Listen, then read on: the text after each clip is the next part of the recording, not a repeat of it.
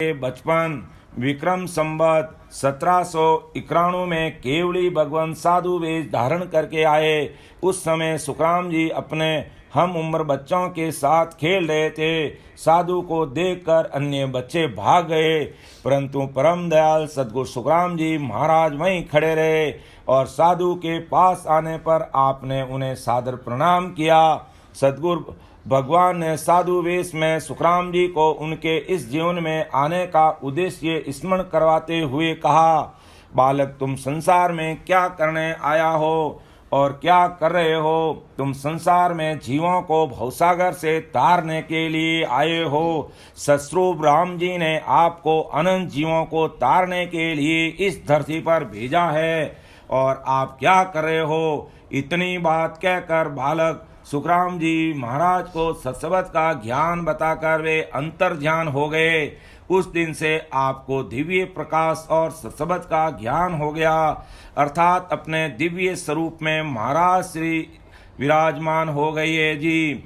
कुछ शोधकर्ता इस घटना को अन्य रूप से व्यक्त करते हैं कि उन दिनों घरों में ईंधन के लिए जंगल अथवा पहाड़ियों से लकड़ी काट कर लाने का प्रचलन था। बालक सद्गुरु सुखराम जी महाराज अपनी माता के आदेश से लकड़ी काटने गए, तब उन्हें आकाशवाणी हुई कि ये काम बंद कर दो और राम नाम का स्मरण करके मेरे पास आओ। इस आकाशवाणी के प्रभाव से बालक सुखराम जी महाराज के सत्सवत की जागृति हुई और वे नियमित भजन करने लगे। सद्गुरु सुखराम जी महाराज के पारिवारिक गुरु मेलाना निवासी दादूपंथी श्री लालदास जी थे, अतः परंपरा अनुसार सुखराम जी महाराज ने भी श्री लालदास जी से दीक्षा लेकर उन्हें औपचारिक गुरु बनाया। इन गुरुजी के प्रताप और मार्गदर्शन में सुखराम जी वाणी कहने लगे और सत्सवत शंखनाल से होता हुआ बंकनाल से त्रिकुटी में पहुंच गया। त्रिकुटी में उन्हें कुछ अटकाव होने लगा। सद्गुरु सुखराम जी महाराज ने गुरु श्री लालदास जी को इस तरह के अनुभव की चर्चा की तो लालदास जी ने कोई उत्तर नहीं दे सके और मौन रहे। भक्ति की उत्कंठ अभिलाषा के अभिभूत सद्गुरु सुखराम जी महाराज साधना करते रहे, परंतु अपने मार्गदर्शक की खोज में भी लगे रहे तो उनको आगे का रास्ता बतला सके। कुछ लोग श्री लालदास जी को प्रथम गुरु और आकाशवाणी अथवा घेबाऊ गुरु को दूसरा गुरु मानते हैं, जबकि अन्य घेबाऊ गुरु को प्रथम और श्री लालदास जी को दूसरा गुरु मानते हैं। एक हरजस के अनुसार घेबाऊ गुरु को प्रथम गुरु और श्री लालदास जी को दूसरा गुरु बतलाया कि कृपा करी हमारे माही, नाव केवल हरि आया, ता पीछे गुरु बोलप माही, लालदास को गाया। तो महाराज अपने गांव विरय को छोड़ सुखराम जी अपने ननियाल कुड़ी गांव आ गए। उनका मन सदैव भक्ति में ही लगा रहता था। वे कुड़ी गांव के सुनसान जंगल में साधना में लीन रहते थे। ध्यान में अनुभव होते रहे, लेकिन उन अनुभवों को किसको बतलाएं? अनुभव और शंका का साथ साथ चलते रहे और इस कारण किसी मार्गदर्शक के आशीर्वाद की प्रचंड उत्कंठा जागृत होना स्वाभाविक है। परमानंद के प्रति विरय और अटूट प्रेम से ईश्वर भी द्रवित हो जाता है। उन्होंने श्री ब्रह्मदास जी को मार्गदर्शन हेतु भेजा। श्री ब्रह्मदास जी कुड़ी गांव के रास्ते से उठकर सवार होकर छिपिया गांव, आजकल पाली जिले का कुशालपुरा गांव है, जा रहे थे। श्री ब्रह्मदास जी की दृष्टि साधनारत सुखराम जी महाराज पर पड़ी तो अनायास ही उनके मुंह से ये शब्द निकल पड़े, मजड़ा खेत तो घणो चौको सुधारियो है पण बीज को नहीं, अर्थात खेत तो बहुत अच्छा सुधरा हुआ है और उपजाऊ है, परंतु बीज नहीं है। ये शब्द जब परम दयाल अनंत सुख सम्राट सद्गुरु सुखराम जी महाराज के काना में पड़े, तब वे साधना से उठकर ऊंट पर सवार दिव्य पुरुष ब्रह्मदास जी के आगे नतमस्तक होकर प्रार्थना करने लगे, कृपा करके मुझे बीज का भेद बतलाइए। वे बोले, मैं अभी जल्दी में हूँ, लौटते समय तुम्हें भजन की विधि बतलाऊंगा। सुखराम जी महाराज ने मन ही मन विचार किया कि ये कोई साधारण पुरुष नहीं है, कोई महापुरुष है। उन्हें मन ही मन ऐसा प्रतीत हुआ कि सौभाग्य से गुरु स्वयं मार्गदर्शन हेतु आ गए। सदगुरु सुखराम जी महाराज बेसब्री से श्री ब्रह्मदास जी की प्रतीक्षा करने लगे। उन्होंने ये स्थान छोड़ा नहीं, रात दिन उसी स्थान पर बैठे साधना करते रहे और प्रतीक्षा करते रहे। श्री ब्रह्मदास जी कुछ दिन बाद लौटे और सदगुरु सुखराम जी महाराज को भजन विधि का ज्ञान दिया। ये उनके तीसरे गुरु हुए। इस प्रकार सदगुरु सुखराम जी महाराज सहजता और अनुभूति की आराधना में सहज रूप से लगे रहे। उन्होंने आत्म तत्व ज्ञान को विशुद्धता के साथ आत्मसात किया और सदगुरु की महती कृपा से निज नाम को प्राप्त किया। मार्गशीर्ष कृष्ण अष्टमी विक्रम संवत 1808 को ध्यान में दिव्य प्रकाश हुआ। इस दिव्य आलोक का रहस्य आप खेड़ापा के तत्कालीन पीठाधीश्वर संत श्री रामदास जी से पूछने गए। उन्होंने परीक्षण के बाद का तुम्हारी साधना परिपक्व है, इसमें लगे रहे। ज्यों ज्यों अनुभूति प्राप्त करोगे त्यों त्यों परम सत्य का स्वरूप सहज ही विशुद्ध रूप अधिगत होता रहेगा। संत श्री रामदास जी ने पूछा कि उनके गुरु कौन हैं, तो सुखराम जी ने प्रत्युत्तर में बताया कि उनके गुरु श्री ब्रह्मदास जी है।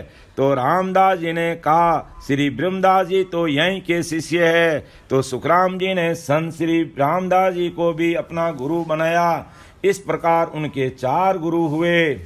विक्रम संवत 1824 को आषाढ़ सुद 30 गुरुवार को सुखराम जी महाराज को केवल ज्ञान प्राप्त हुआ, जिसका वर्णन उन्होंने निम्न अनुसार किया कि मुरदर देश में गाँव कोड़ी बसे संत सुख राम जी, जहाँ भगत की भी समत 1800 बरस 24 में मास आषाढ़ हरि शरण लेवी।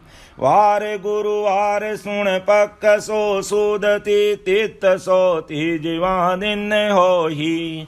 लिख के नाम हृदय उरधारियो, सुनो प्रणाम सब संत लोही।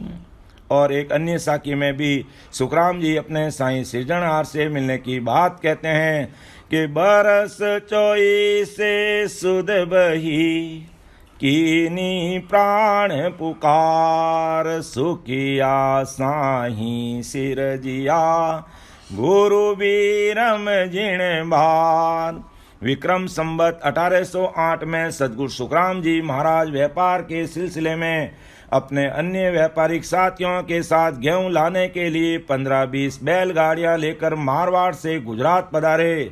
लौटते समय एक बावड़ी पर आप पानी पीने के लिए नीचे उतरे, तो बावड़ी से पानी लेकर ऊपर आए तो एक अनजान पुरुष ने आपको पानी पिलाने को कहा।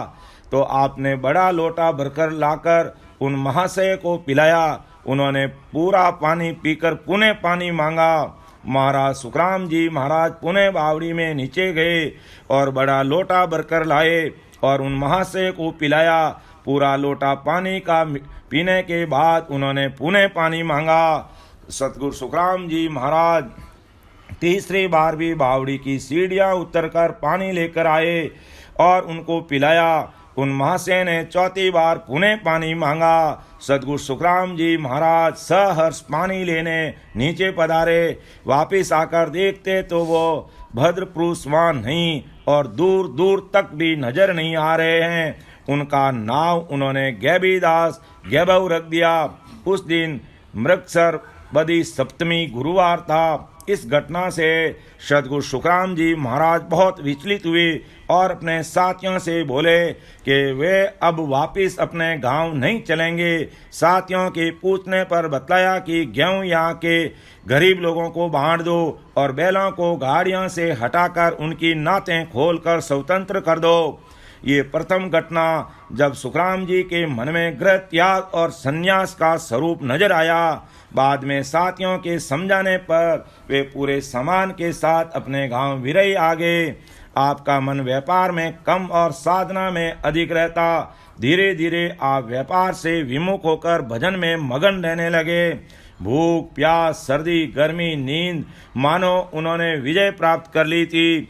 18 वर्ष तक पर्वत स्थली टेकरी पर ध्यान ध्यानस्थ होकर भजन में निमग्न रहे। और इस साधना काल में आपके भाई तुलसा जी ने आपकी सेवा की। ये सेवा संत समझकर नहीं की, बल्कि विकसित पागल भाई जानकर की। जहाँ पर साधना स्थल था वहाँ पर तीनों मौसम साधना के अनुकूल नहीं थे।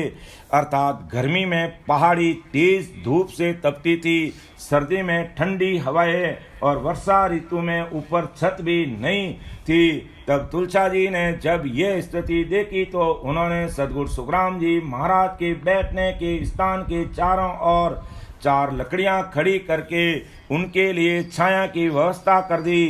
तुलसा जी कभी कभी सत्तू और पानी लाकर रख देते। तब आपका ध्यान खुलता तो कुछ खाद्य पदार्थ दिखता, निरासक्त भाव से उसे ग्रहण कर लेते, पुनः समाधि में लवलीन हो जाते। कहते हैं 18 वर्ष में सिर्फ 1.25 मन जौ के सत्तू का आहार किया और सता रूप से महाराज ने स्थान स्थान पर अपने जन्म लेने का औचित्य बतलाया। और विठल राव के संवाद में एक साखी में महाराज फरमाते हैं कि मैं आयो इन कारण भाई, सो परगट सुन लो जग माही, ने अंचर खांडो सुन हो ही, ओ नाम ब्रह्म को कहे न कोही, सोने अंचर दे मुझ ताही, सतगुरु भेजाया जुग माही, आत्म हंस जाय के लाहो, पार ब्रह्म के लोक पठाओ। इस साके का अर्थ स्पष्ट करने से पूर्व 2 बातों का खुलासा करना उचित रहेगा। महाराज सद्गुरु सुखराम जी के समय भारत में अंग्रेजों का राज्य था। अंग्रेजों के अधीन राजा अपने अपने इलाके में राज्य करते थे। राजा में बहुपत्नी प्रथा थी, वे 1 से अधिक रानियां रख सकते थे। राजा प्राय स्वयं ही शादी करने के लिए दूल्हा बनकर जाया करते थे, परंतु कभी कभी ऐसी परिस्थिति भी आ जाती कि शादी करने के लिए उपस्थित नहीं हो सकते थे, तो वो अपने कुछ सैनिकों और पंडितों के साथ तलवार भिजवा देते थे। इस तलवार के साथ जो कन्या शादी करके आती उसे भी रानी के रूप में वही गौरव और आदर प्राप्त होता जितना राजा के साथ शादी करके आने वाली अन्य रानी को। तो अंग्रेजी सल्तनत के तहत राज्य तो इंग्लैंड के राजा या रानी के नाम से चलता था, परंतु राजा या रानी अपने अधिकार देकर वाइसराय को भारत में प्रशासन चलाने हेतु भेजते थे। वाइसराय को भारत में ही वही शक्तियाँ और अधिकार होते थे जो राजा या रानी को थे। तो परम दयाल सद्गुरु सुखराम जी महाराज सता रूप से कह रहे थे कि मैं इस पृथ्वी लोक पर जिस कारण से आया हूँ उसे प्रगट और स्पष्ट रूप से सुन लो। मुझ में जो निहंचर शब्द की जागृति हुई वो पार ब्रह्म परमात्मा ससुर राम जी है, और ससुर राम जी ने निहंचर रूपी तलवार देकर मुझे ओहदा और अधिकार दिए हैं। इसलिए मुझे जीवों का तारने का पूरा अधिकार दिया है।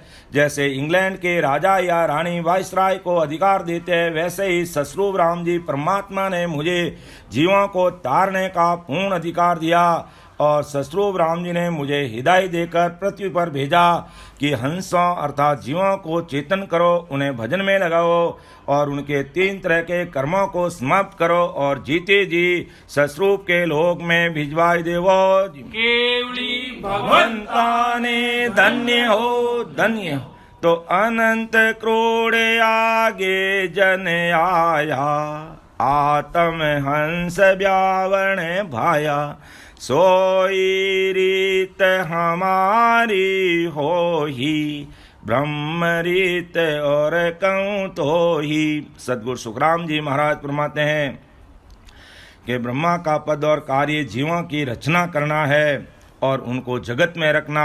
मेरा काम जीवों को चेतन कर उन्हें भजन में लगाकर केवल पद आनंद पद में भेजकर जन्म मरण के चक्कर से मुक्त करना है। मैं पूर्व में भी अनंत जीवों को तारने के लिए आया था और इस युग में पुणे ससुर राम जी का जीवों को तारने वाला खंडा अर्थात नयनचर निज नाम लेकर आया हूँ।